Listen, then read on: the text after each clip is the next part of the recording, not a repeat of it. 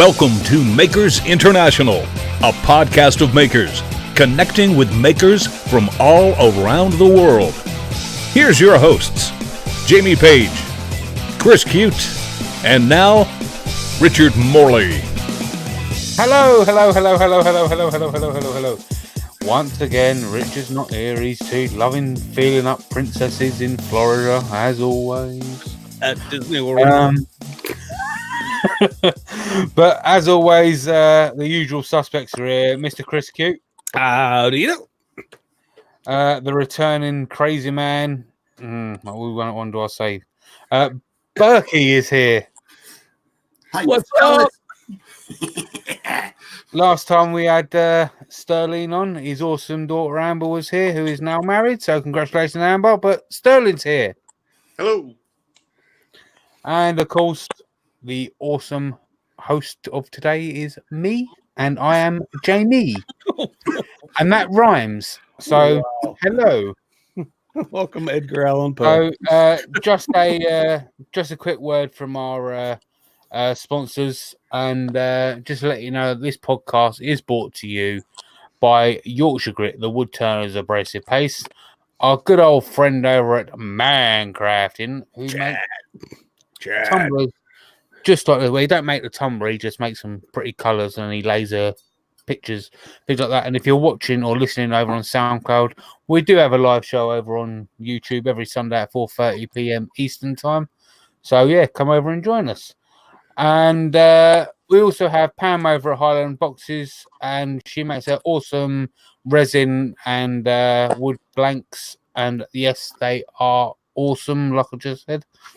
And we also have Steve from Harnell Media, who helps me out with the website. Does everything. Which is makersinternationalpodcast.com/sponsors.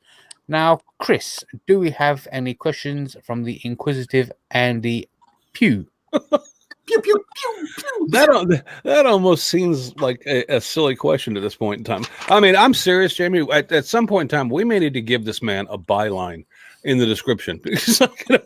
Questions today provided by, seriously. Yeah, of course we have. Or something like a Q from Andy Pugh. Of course we have questions from Andy. And he's directing them at all of us. So, Sterling, pay attention. Are you with me?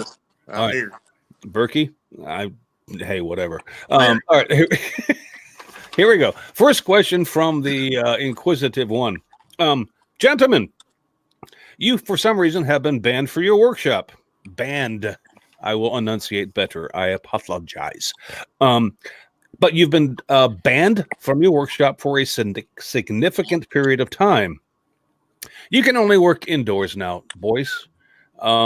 So basically that means if you're married, that means you can't make any dust.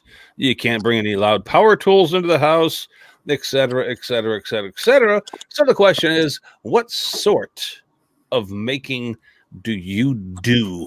I'm gonna go with the making love.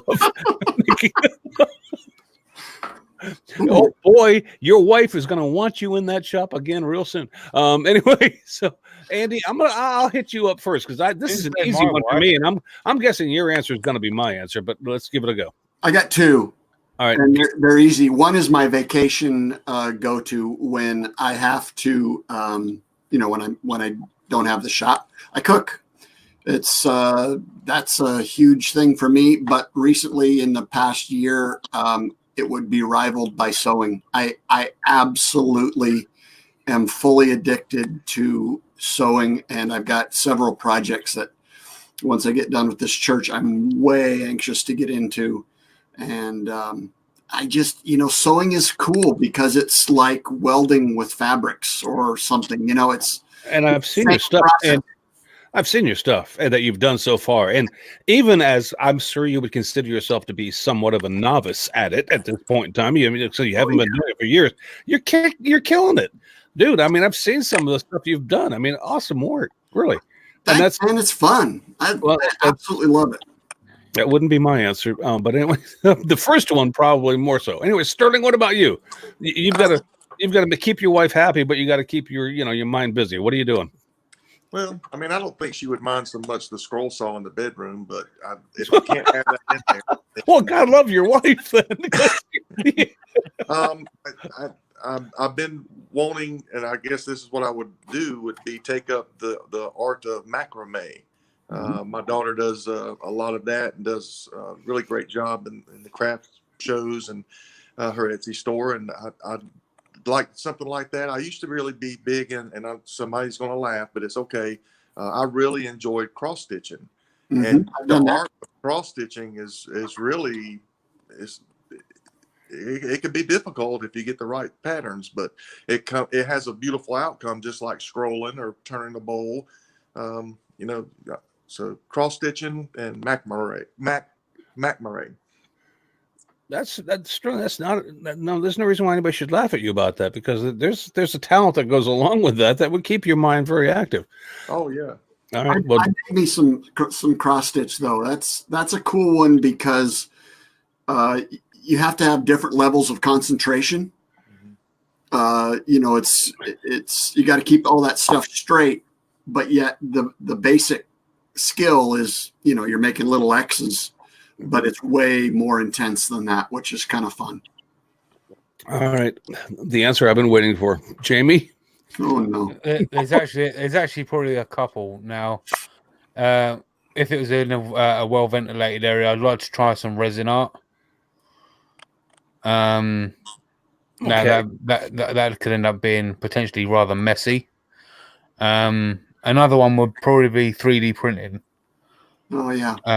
So you see people like Joel Shellen, even Patrick's workshop. He puts on some. It's quite impressive what Patrick does, and obviously Joel Shellen as well, the 3D printing nerd guy. Well, because 3D printing, I mean, those printers don't make a lot of noise, do they? I mean, not really. No. And even the real cheap ones, they are really, really quiet for what they are. And obviously you can get the resin ones as well that are even quieter. So, and then you got the software as well. That's something I'd like to learn. So it's not just the 3D printing; you'd have to learn the software and all that sort of stuff as well. Oh, that's a bit of time behind a computer, but there you go. All right. Well, Andy, I hope that's what you were looking for. I mean, as far as mine would go to Andy's former, and because it has always been my fallback. I really, really, really enjoy cooking, and so my making exercise would be to expand my culinary skills within the kitchen, because that's just something that I've fallen back now, and I've fallen back in the past. It's just cooking. I mean, because that's definitely a form of making, and you can actually immediately enjoy it. Well, enjoy may be a stretch. I mean, you can table saw steaks. You can consume it. Whether you enjoy it is obviously an opinion.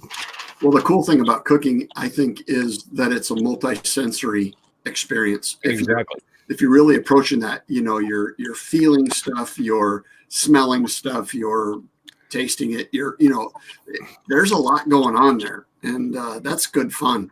Like I said, for me, that's if I need to go on vacation, I can go up to 2 days without making something, and usually cooking is enough to get me, my fix. All right, I'm gonna sidetrack the conversation real quick. Andy, what do you find is the biggest challenge for you in the kitchen? Because I can tell you, my biggest challenge in the kitchen is always trying to develop a sauce for something. Sauces have to be the hardest thing. I mean, I know how to cook meats, vegetables, seafood. I mean, I know how to do that correctly, but it's always the sauce that goes with it that is always the I can't get it quite right kind of thing that I've always been working on. And I think that's why there's guys that are men and women who are sous chefs. I mean, that's just what they specialize in. That and candy making is really, really difficult. That's true too. Yeah, chemistry. And, baking is way less art and more science. So, yeah, there's a lot of nuance to it. But I would say, the sauce. And it takes a long time to actually be good at it. It really does take. I mean, anybody can cook, hamburgers, hot dogs, things of that nature. I mean, obviously there's some depending on your, culinary, there takes some time. There takes some time doing that too, and doing it what people would think would be correctly. But anyway, all right. I don't want to spend too much time on cooking. You don't need to make any sauce for that. You just go and buy some HP. Well, yeah, That's true. and you know what? I actually am one of the few Americans you may meet that actually likes HP sauce. I love HP sauce. That's good stuff. BIrkey done a review on it. Oh yeah. I take it. Tell me some HP. Okay, awesome, cool. All right. Anyway, did everybody have a good Halloween? Oh yeah. Well, I haven't taken my mask off yet. Well, Andy, I know that you dressed up like Seymour, so that must have been fun. And Sterling, you went trolling for kids' candy by asking trick-or-treaters to be kind to you. And Jamie just basically went out by himself and scared the crap out of everybody. But I just didn't know. I mean, if you guys had a good Halloween besides, the shenanigans you got up to. Did you do anything that was, other than that, special? I did not. I was 12 hours in the shop and out by the time the kiddies were around. So we had inventory at my work that day. So after that, I started my vacation. So we had a lot of big storms here that night. So they postponed the trick or treating here and put it for the next day for the 1st. So we went up to Anakista in Gatlinburg, and they've got a haunted mountain. And you take a chairlift up to the top of the mountain, and it's just zombies walking all over the place, and it's freaking amazing. Chainsaw. It's just they have chainsaws. It's the Walking Dead in Gatlinburg. All right. But that happens also later in the evening. But the sidebar on that. But no, you're on the top of a mountain with like all these different lights and graves and boxes and people jumping out, and it's really fun and super cool. My wife jumped in my pocket like 4 times. I would have been right there with her, I think. Speaking of that, Sterling, did you have to sleep on the sofa when you made Sandra jump? Oh no, but that was funny. Yeah, the American Horror Story clown. What's his name? Is it Twisty the clown? My son has that mask, and I had it on, and she was asleep on the couch, so I kind of creeped up on her and kind of shook the couch there, and she woke up, and it just scared the pee out of her. So living dangerous. That's my friend Sterling. All right, I'm afraid to ask, but Jamie, did you? Because honestly, and be honest, Jamie. Halloween isn't as popular in the UK as it is in America. Is it, or am I wrong about that? I wouldn't have said it was. Definitely not. So was there any fun activities that you partook in, or did you just? You know what? I don't even recall us getting one trick or treater. Okay, so not even one. So I'm guessing you were sitting at home waiting for the bell to ring, and it never happened. So you really didn't do anything except sit at home. No. You're an exciting man, Mr. Page. I am. I have a lot to do, running this podcast. Oh yeah. Right.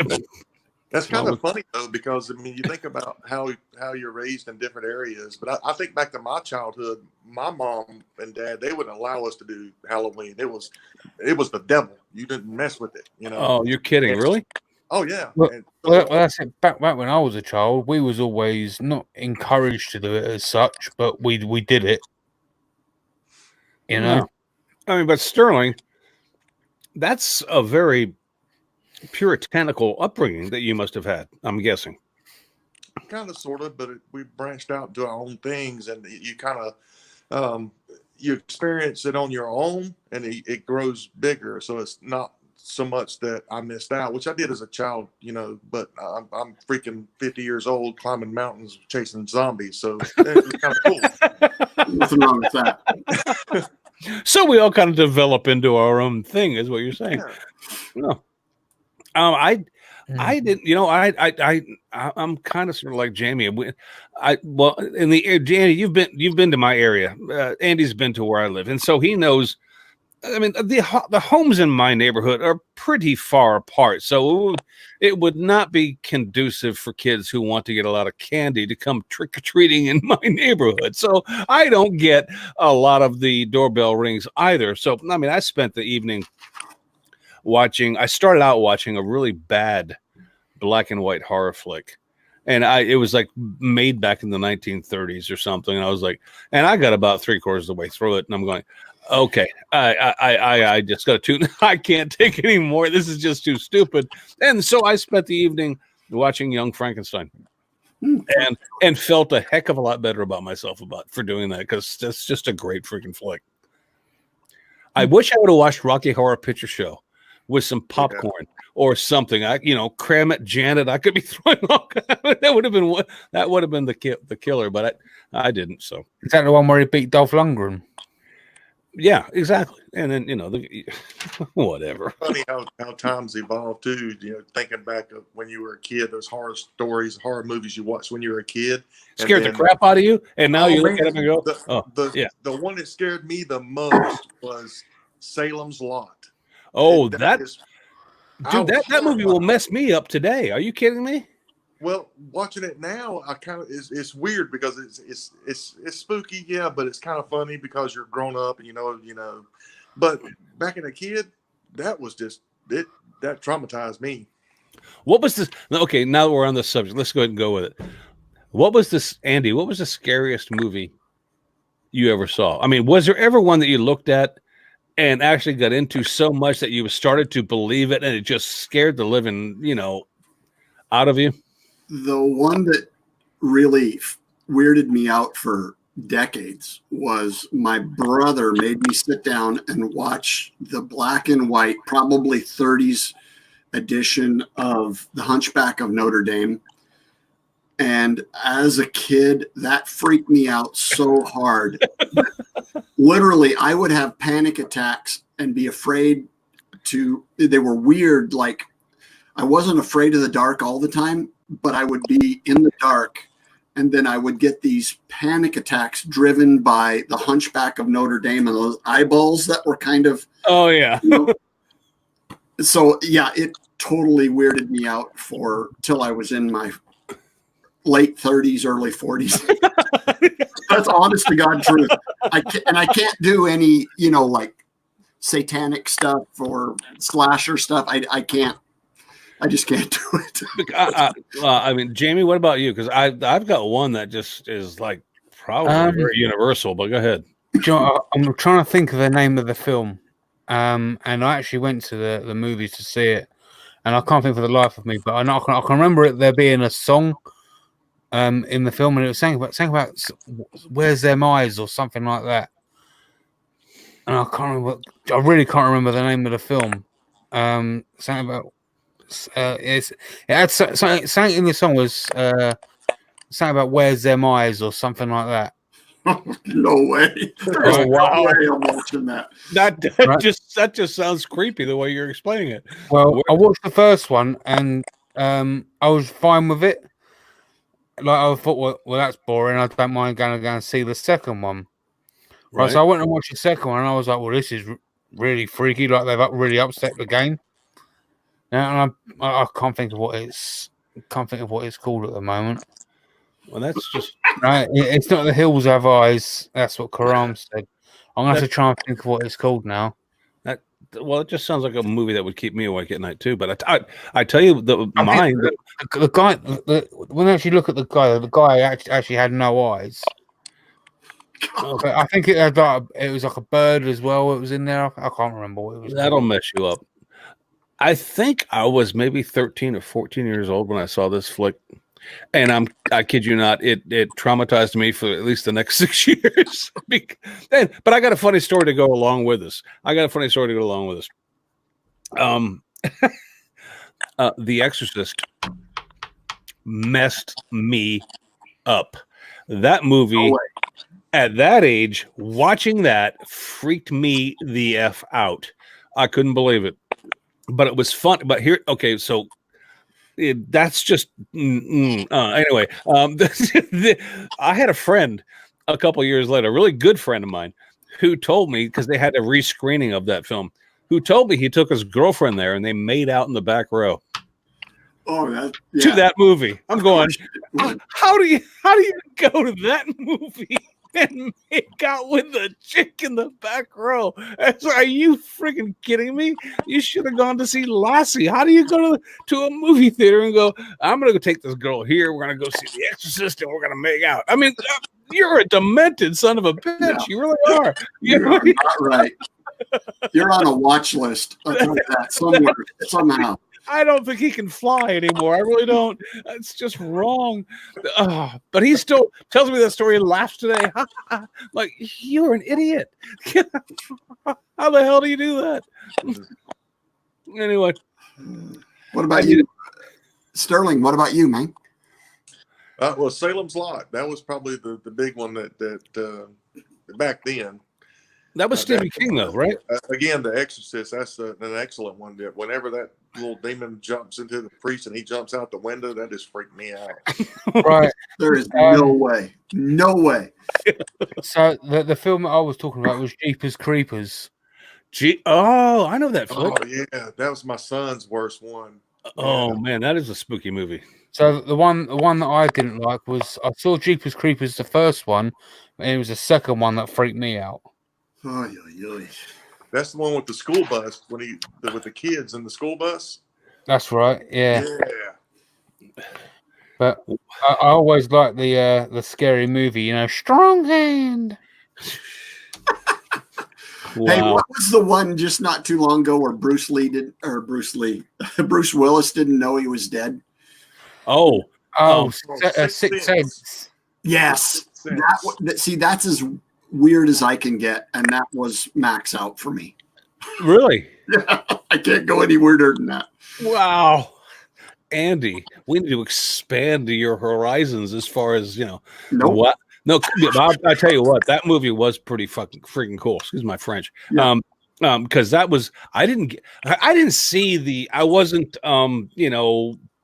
nobody had exposed that movie to me before I saw it. Right. And until that friggin' happened, I went, holy crap. I did not. It was well done, I thought. Oh, I did not get that until it happened. I was like, oh my God, that's pretty freaking cool. But that's the kind of movie, though, that you watch and you have to watch it again because you got to go back and look and see, wait, how did I miss that? Like right away. I did it. I watched it, was so weirded out that I missed all that I had to watch it again within an hour. Yeah. I did see Red Smith was basically saying that don't show E.T. to too young of a kid. Basically, don't show anything to too young of a kid. That's where, if you can imagine being totally creeped out by the Hunchback of Notre Dame, it was because I was way little and my brother was like sitting on me, making me watch it. Yeah, I know one that really freaks my wife out. The House of a Thousand Corpses with Captain Spaulding. But I really enjoyed it's you got to be psychotic to enjoy it. So, but The Devil's Rejects, and I just God bless Sid, rest in peace, Sid. But that they're trying to do a third one without him. That's just going to be impossible to do. So, I'm going to mention one person that I thought is a legend in the horror industry, and then we got to move on from this, guys, because Halloween was last week. I am a major fan of Vincent Price. Oh yeah, always have been. There was a movie. And I'll be honest with you, I don't even know if he was in it, but I saw it at remember, I don't know if you guys had this when you were kids. You remember the movie theaters during summer used to go, bring the coupon, and they would have like the car races during the movie, and then there would be like $2 movies you could go see, and you go see like 3 of them in a row. But there was one that showed there, and I kid you not, somebody made a major faux pas when they played this movie for kids. There was a horror movie called The Oblong Box, and I'm not positive, but I think it was Vincent Price was in it. I could be wrong. But my brother and I, we were probably, 8 or 9 years old. And we come home from this and we were like going, that's the best movie ever. And the whole reason was because some chick became topless within this movie. And it was, this is a matinee movie for a bunch of kids that are 10 and 12 years old. They're all like, Yeah, they're oh, boobies. What just happened? I remember my brother going, "Don't tell mom. Don't tell mom. I want to come back next week." Okay. Anyway, all right. I got another question from Andy Pugh for you guys. So enough of the my perverted childhood. And guys, this one is going to take some time to cover. So it's a good thing we have a half an hour left. And Andy, thank you once again very much for your questions. And this one definitely deserves the byline. All right. The next question I have for you, gentlemen, and pay attention because you're going to need to pay close attention because it's very detailed. This one has 3 possible end results. The end of the question. So this is kind of a scenario that we're doing a make-believe thing with. So each answer has 3 possible end results. So I'm going to give you the end results first, and then each of you can have a different answer to these. But Mr. Q wants 3 different answers. Okay, so are you ready for the 3 possible solutions to this question? So here we go. The first solution you have to choose from is an end result that achieves maximum weirdness. And Andy, this should be right up your alley. Fair enough. Only because I love your T-shirt. And you know what? By the way, just as a side note, I was at the liquor store picking up the beer today. I had your T-shirt on, and there was a young girl there that had like a stud through her lip and through her nose. She goes, "Where'd you get that?" And I went, "Oh, a buddy of mine. You know, he did this, and they put him out, and I bought one." She goes, "I like him," and I was like, "Okay." And if you haven't seen the BIrkey shirt about that, it was like, "It's you're weird. I like you." Anyway, so all right. So the first resolution that you have to answer to is the end result you're looking for is maximum weirdness. The second one, the end result is an end result that achieves maximum survivability until you're rescued, and there's a minimum of 1 year. Okay. The third end result you must answer is an end result that achieves your maximum chance of escape. So weirdness, survival, escape. Okay. You guys ready for the question? Yep. The question: after being on a cruise with Andy BIrkey. Seriously? Come on. and Jimmy DiResta, you end up shipwrecked. You're now stuck on a Swiss Family Robinson type of island. Which other 3 makers do you hope are stranded with you in each of those 3 scenarios or situations that you want to achieve? Weirdness, survival, escape. So if you want to chew on that for a little bit, and I'll let you do that because it's not an easy question. I will give you my answers just so you guys can think about that, and I'll let you kill some time. For my ultimate weirdness factor, I mean, you got Jimmy DiResta, Andy BIrkey, and myself. That's already pretty kind of that's already pretty kind of freaking weird. And low on the survivability scale. Yeah, and very low on the survivability. But if I was going to add to it from maximum weirdness, I would go with something like David Welder, True. Bobby Duke, and Jamie Page. I don't know if it could get much weirder than that. Okay, for survival. Okay, now the first 2 I was thinking about, and I had to write this down, guys, because I actually had time to think about this. The first 2 I'm thinking about were more like the professor character on Gilligan's Island, because we're talking about survival now. And so I need somebody who's kind of sort of smart. So I'm thinking maybe Matthias Wandel and Mr. Pugh. I'll give it to you. I'll throw Andy Pugh in there as far as that goes. But actual survival, there's that dude that makes like mud buildings out in the middle of the Amazon, and he puts out videos on these. I don't know if you guys have ever seen this guy. He does all kinds of crazy stuff. So I'm thinking for the last guy, it has to be some kind of a survivalist. So I don't know what the guy's name is, but it would be him. As far as escape goes, anybody who has like a criminal record. So like I'm thinking I'm thinking like Sterling, Andy, maybe Izzy Swan. I mean, these are people who I can rely on to get away. So anyway, so once again, and I don't care who decides to step up to the pulpit to answer this damn thing, because this could go on for a while. Once again, we're looking for weirdness, survivability, and escape.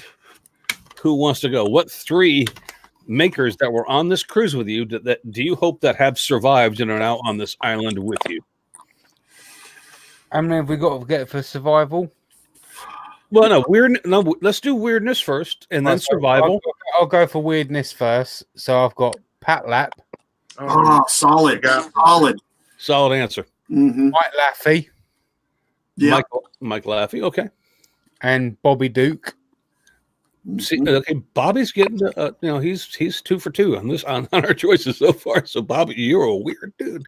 Anyway, all right. So survival, Jamie. If you're going to try to Chris, let's go around one at a time. Yeah. So Jamie's doing the rest of them. Or do you want to do each one individually? I don't care. Yeah. All right. I've got one for survival so far. Hold on. Wait, Eddie, did you want to do weirdness first? Yeah, that way it kind of has a little more content. All right, cool. All right, let's do it. Okay. How many have we got to get for survival? You know what we should do is all 3 of us nominate 3 people, and then we'll debate it into. There you go. There you go. All right, weirdness. You've heard mine. Mine. Okay, I'm going to go with weirdness. Bill Lutz. Oh, that's a solid call. That's a solid call for weird. And yeah, he is. All right, never mind. So that's a solid call. I'm going to go with Al from Al's Hack Shack. Okay. There you go. And I think I'm going shoot. I think I'll go with Carolyn Hines. Oh. Oh, you know what? That's great. I like that. All right. Weirdness is up to you, Sterling. Well, he got me with Pat Lapp because I was going to call him, so I'm going to stick with Pat Lapp because he's like the ultimate weirdo. Bobby Duke, that's in there. But I've got for other weird is Sarah Connor. Oh, solid. Yeah. Snap. Nice call. All right. Mm. And Jamie, yours were what? Mine was Pat Lapp, Mike Laffey, and Bobby Duke. I think we got 3 solid candidates there because there's a cross section on Pat Lapp, there's a cross section on Bobby Duke, so it's a coin toss between the rest, gentlemen. I'm gonna acquiesce and say Sarah. I'm gonna go with you and say Sarah Connor. I'll say Sarah. So it's Sarah, Bobby Duke, and Pat Lapp, along with whoever you are, Andy BIrkey and Jimmy DeResta. I'm just there to collect restraining orders. I just hope somebody can start a campfire. Anyway, okay. Yeah. Holy Andy will siphon the fuel out of the car before he buries it. Oh, okay. Now I'm talking. All right. See, I should have left weirdness to laugh because that's actually the best one. All right, but you don't have to even take this seriously. I don't care. Survival. You've heard mine. I said Matthias, Mr. Pugh himself, and that guy who builds mud stuff in the friggin' Amazon. So boring answer. I apologize, but survival, Mr. Page. Right, I've only got one at the moment, so you can come to us next. All right. Well then, and Andy or Sterling, are you guys ready to decide what 3 other makers besides yourself? Who's the Canadian guy that does all of the jigs? Yeah, John Heiss. That's John right. Heiss. No. The guy that's out in the woods all the time, making. I mean, it's the same basic vein that you have, Chris. But you got to have one of those cats. Yeah, you got to have a survivalist. Yeah. I don't know. Yeah, I apologize. I don't know. He's been to Jimmy's. Oh well. Wrangle Star. Is it Justin? Justin T? Yeah, Andy. Timbercraft. Is that right, Andy? Oh, yeah. No. Oh, I know who you're talking about. Yeah. I know who you're talking about. Oh, I'll tell you. Trust in Timber. Timber. Right. Okay, trust and timber. All right, cool. And you know who else I would want with me is Justin from Make Build Modify, because he is a scary, smart, street smart son of a gun. And, Okay, that falls in line with the professor type that I was thinking of. That makes incredibly intelligent dude. All right, cool. I got my three. So John Heiss was one of them, but the other one will be Ben Ueda and Chop with Chris. Oh, that's a great one too. Because of hand tools, and he's able to. Yeah, see, I thought about that too, about hand tools. I almost said Peter Sellers, but he's more of a. You would actually need to have the tool there. I didn't see Peter creating one out of bamboo. Anyway, all right, Jamie, it's your turn. Right, so I've got Jake Thompson, being ex-military. Mm-hmm. Okay, that's survival. Brett McAfee, being a pirate. And John Heiss. All right, so we've got John Heiss across the board. Other than that, we need to have a cross section for the other two, gentlemen. So, survival. Who's the ultimate professor? Well, you're not going to have power tools, and no. So I would have to go with Chop with Chris. Yeah, that's a solid one. That's hard to argue with. Okay, so Chop with Chris. So we've got that. We've got John Heiss. We've got Chop with Chris. But now we need. I have to say, Jake. Jake is a good guy to have your back. Okay, I'll go with that. I'll go with Jake. I mean, I don't have a problem with the Jake thing. Okay, so those are the three. I'm gonna have to go back and listen to this thing when we're done and write these down so I can put them in the description or something. This is such excellent. Yeah, because you're getting this. You're getting this advice from experts today, ladies and gentlemen. I hope you appreciate that. All right. Oh my dear. Yeah, Red does have a great observation in the chat of a kill and cook type of person would be pretty essential to have too. You know what? As far as being able to enjoy dinner, yeah. But I mean, the cavemen were able to start fire, cook meat. Oh, good. You know what I mean? Anyway. All right. So we have that. All right. Escape. If you were looking to escape your imprisonment on that island from which the shipwreck has left you, you got Andy BIrkey, which would be obviously Andy yourself, Jimmy DiResta, yourself, whoever you may be, and you now have three other people to choose from that you think could help you escape your conundrum from the island. Who would that be? I'd need Red Smith. Okay. I think that's a bit of pandering, but okay, I'll give them. Hey, I'm not above that. You say pandering like it's a bad thing. No, I'm sorry. Cool. No, he's French. I mean, you know what? If he can't build a boat, he can cook.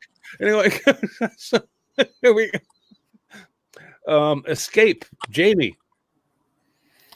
I'm kind of in a dilemma of a few of them, so I'm gonna pick Robin Jacobson. That's a good call. You know what? Mm-hmm. I'm gonna have to. You know what? That may. Okay. All right.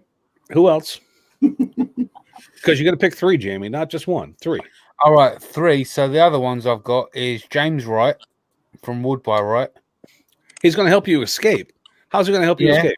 Well, he ain't gonna have no tools, power tools, right? And knowing him, he's probably got them clogs with him, and that could hurt if you hit him over your head. Well, if you can walk on water, those things do float. Yeah, okay. All right. There you go. And you got Izzy because he's a god, so he can walk on water. Oh my God, that's what Izzy was my call because the guy just knows how to figure stuff out. Anyway. Yeah. All right. He's a scary individual.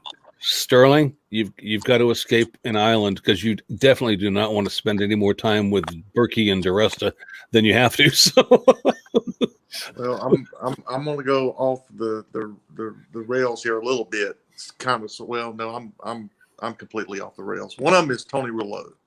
Oh, You yeah. gotta have Tony. Oh, yeah. Then the ones that So would have- you went down the same route as me with Robin there as eye candy. yeah. True, So- true.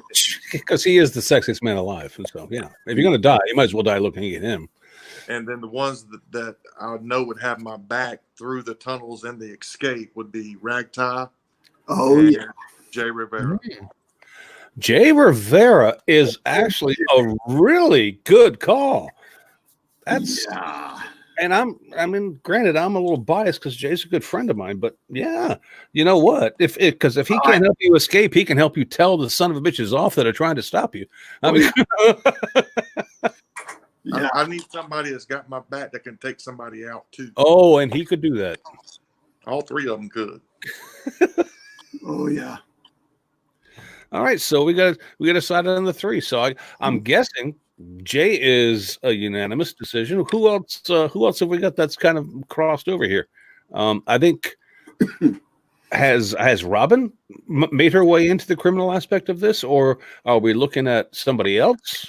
I dig her criminal mindset. I really do. It's a felonious, yet, sneaky. I like it. She is sneaky. Those pictures of Carl sleeping are rather sneaky. All right, so I fear you underestimate the sneakiness. we got Jay and Robin, and my vote is for Izzy Swan, just because he has a criminal record, and he's darn clever about trying to get himself out of a predicament. So I'm thinking those three would be the ones. But that's up to you. You have to agree with me. I can go with Izzy. You can't leave Izzy out. No, all right. His mind, nobody's mind works like Izzy's. So yeah, I'm good with that. Mm-hmm. The world is a puzzle for him. Yeah. By the way, I think we've just created the next horror film that we'll all be scared the hell out of if it's ever got produced. If Stephen King is listening, make a movie out of this because it would scare the hell out of a lot of people. Anyway, gentlemen, that's all we got for today as far as questions from Andy. Wow, that's outstanding stuff, though. That was a great question, though, Andy. Thank you. Awesome. Thank you for that. So if anybody in the chat has anything they want to ask Mr. Davis or Mr. BIrkey, then feel free, because I know you could care less about Jamie and I. So anyway. It was mentioned that we have to give maybe a special mention to Laura because she has built a boat.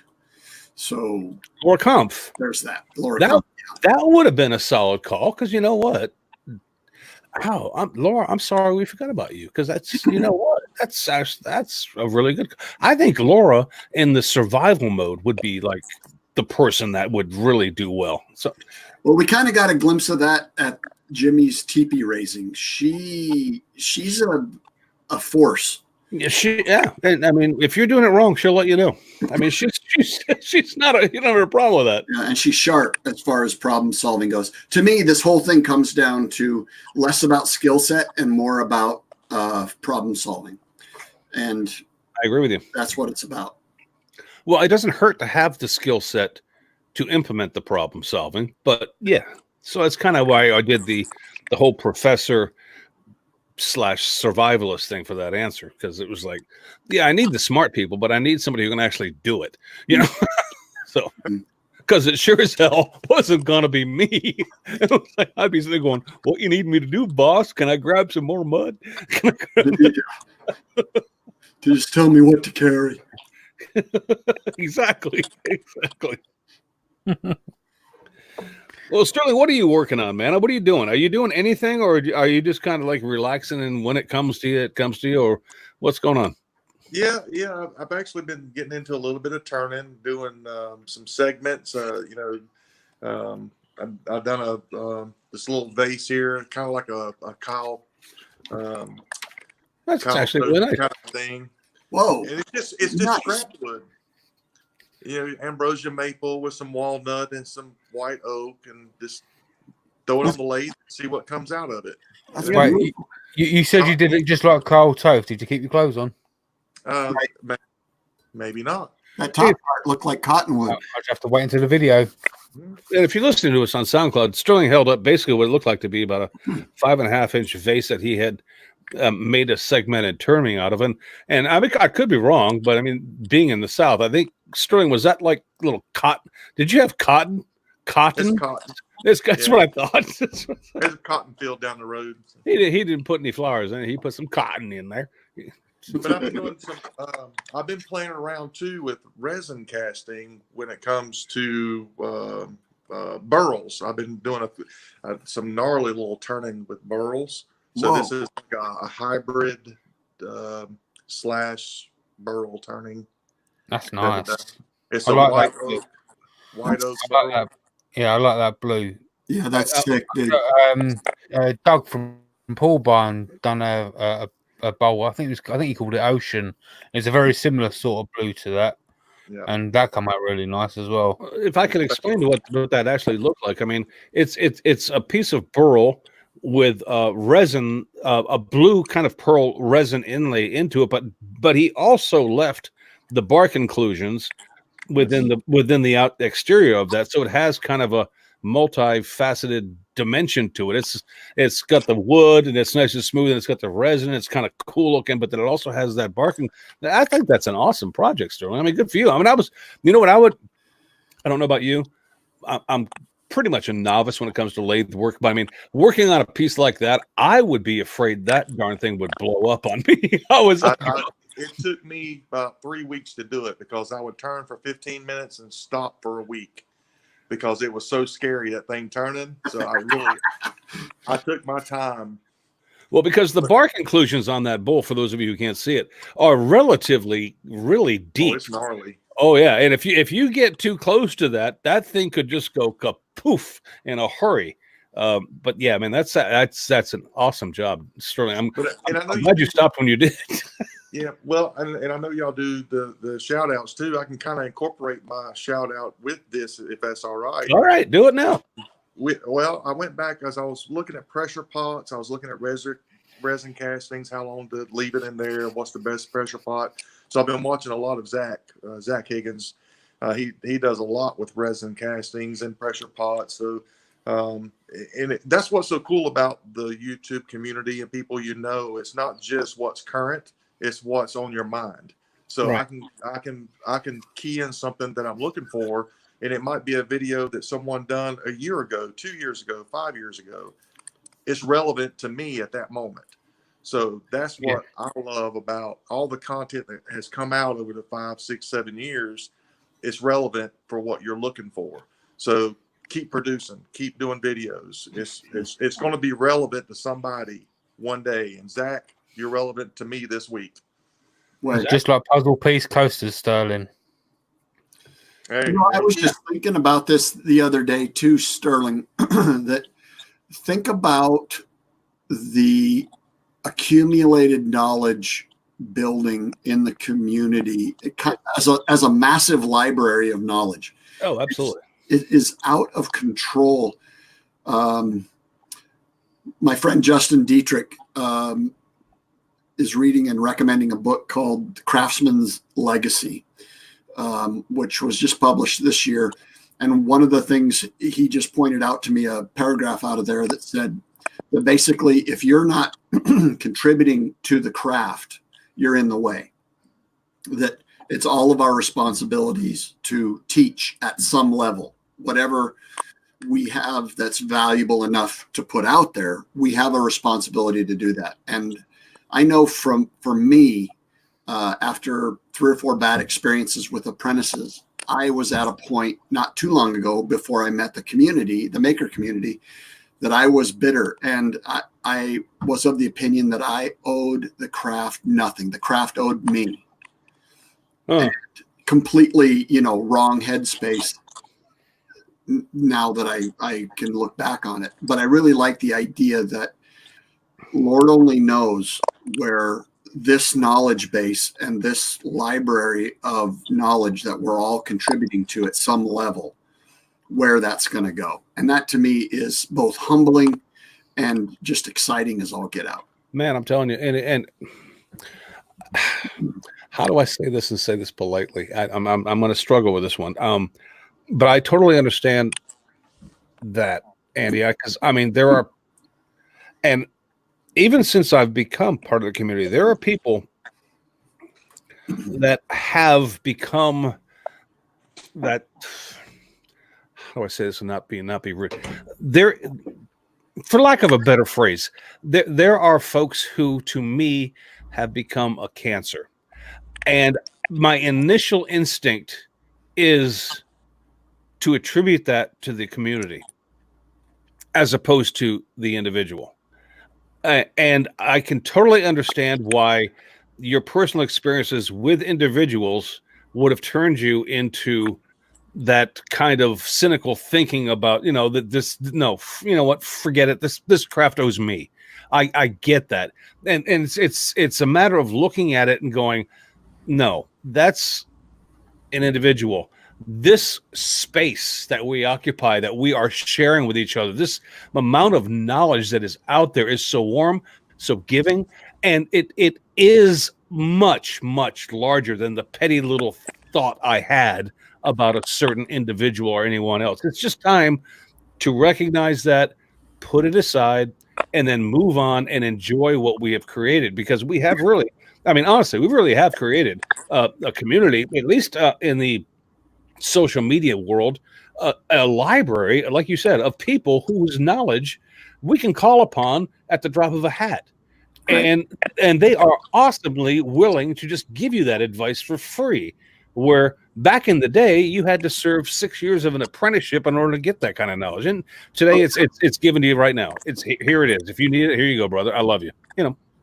Back when I cut in, you had to carry a hell of a lot of heavy stuff before you got anybody shared anything with you. Yep.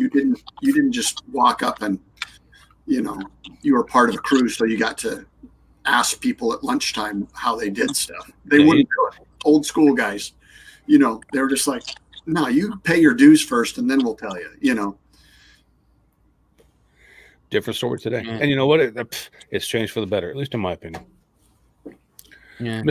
On a different note, Andy, does Justin know that you call him his friend? Which Justin? Dietrich. I don't think he'd be very happy about it. Never heard of him. That's funny. Sterling had enough. He's out.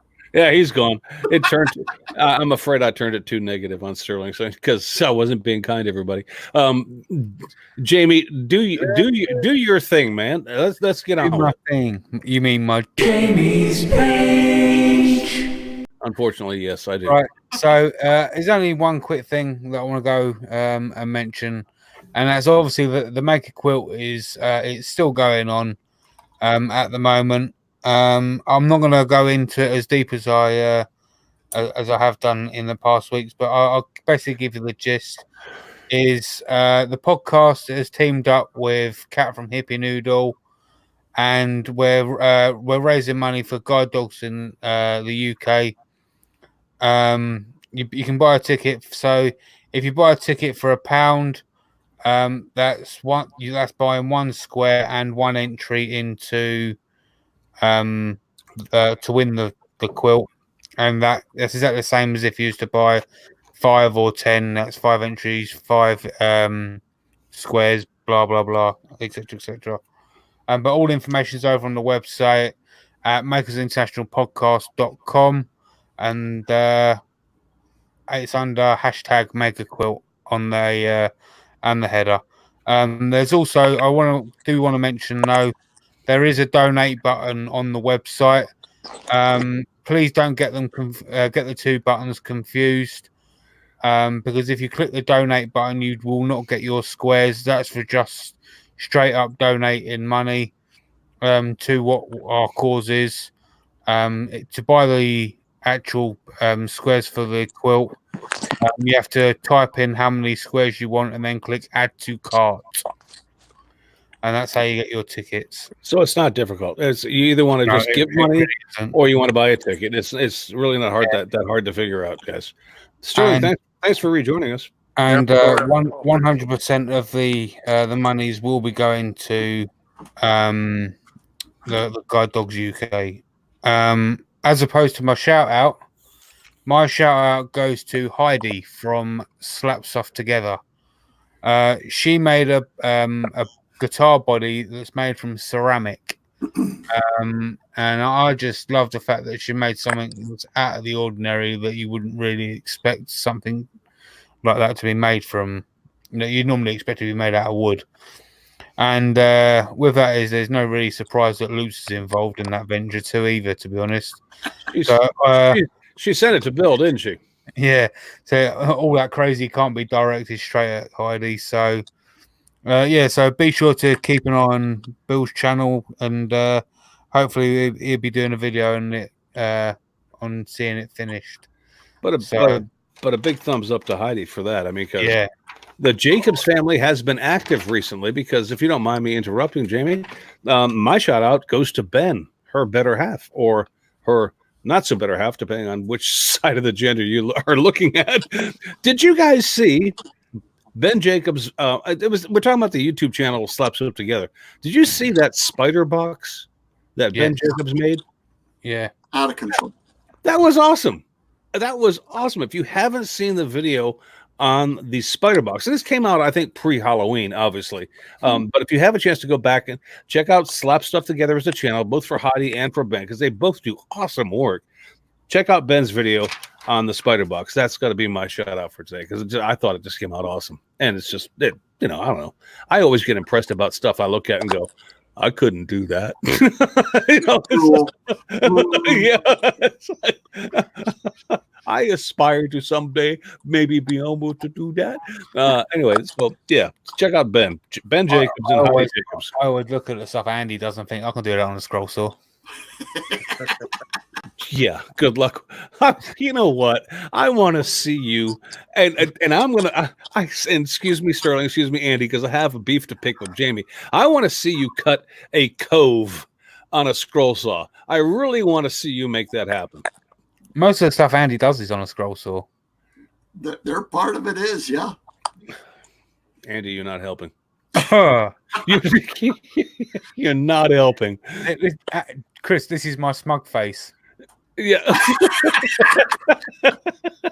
If you watch some of Andy's Instagrams when he goes in the morning, when he walks in, what's right there as to the left? It's right there, pretty pristine, ready for action. It's not collecting dust. There's no spider webs.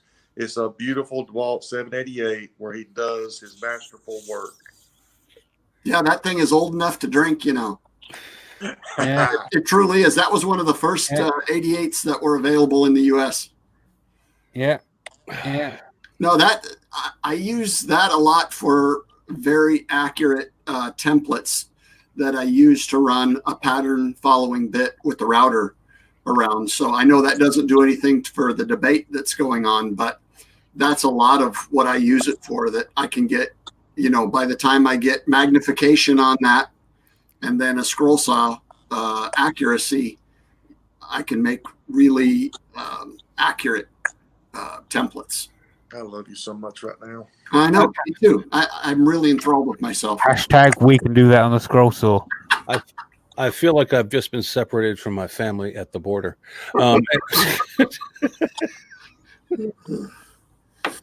Jamie, get us out of this. It's Sterling, Andy.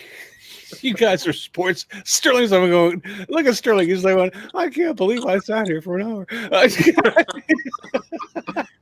But it gets to the end, and he's sure glad he did. You guys are awesome. Thanks for being on with us today, guys. I appreciate it. Oh, yeah. My shout out is on the opposite ends of the maker spectrum. One is Al's Hack Shack, that zombie alien thing he made. I am absolutely speechless, as well as the video edit was way out of control.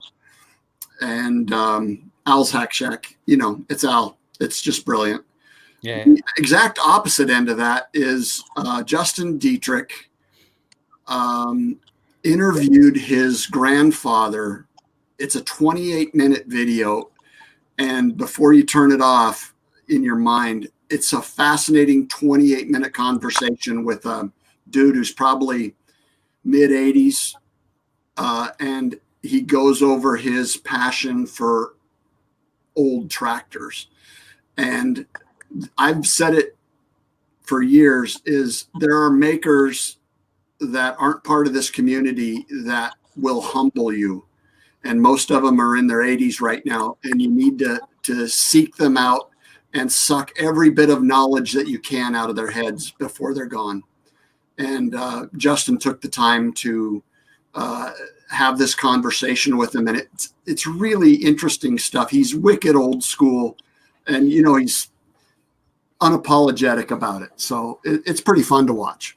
It should be. Awesome. And I'm sorry I interrupted you. I apologize. I now feel like a fool. Jimmy. Sterling. Yeah. He already did his, didn't he? Yes. What point? Yeah, Zach. Yeah. Oh, keep track, Andy. Don't be like me.